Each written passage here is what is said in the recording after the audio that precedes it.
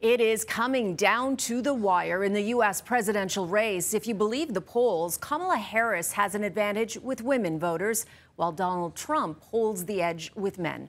Our Washington correspondent Julia Benbrook joins us to look at that gender divide. Julia.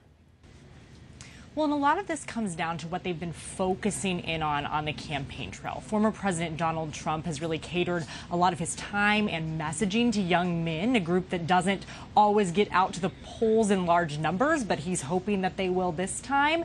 And Vice President Kamala Harris has made reproductive rights an issue that, of course, directly impacts women central to her campaign.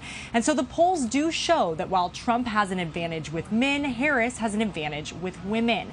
And this talk about the gender divide has been highlighted with some of the comments that the Trump campaign has made on the campaign trail lately. Specifically, Trump has called himself a protector for women. He doubled down on this comment during a rally this week and even said that his advisors urged him not to use that wording. And he went ahead and said, "I'm going to do it whether the women like it or not." Now, some of these comments used throughout different Trump campaign events by him, but also by surrogates and people speaking before him, has led his former GOP rival, Nikki Haley, who then went on to endorse Trump and has shown support for him, to issue a warning.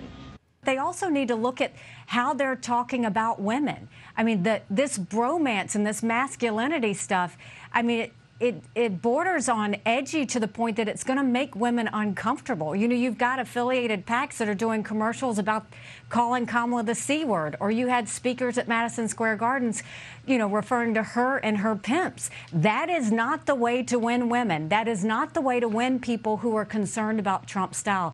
Now, Julia, we know that polling can only tell us so much. It all boils down to who can get the vote out. But what does the data tell us today? Well, nationally, they are in a neck-and-neck race. And those polls don't really matter, though, because it comes down to the Electoral College and those 7 key battleground states.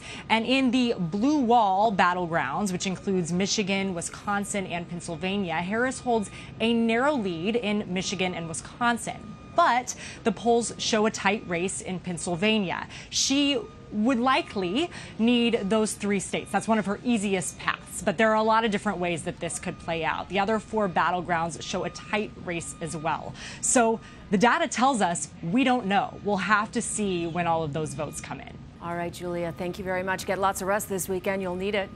And that is Julia Benbrook from CNN in Washington.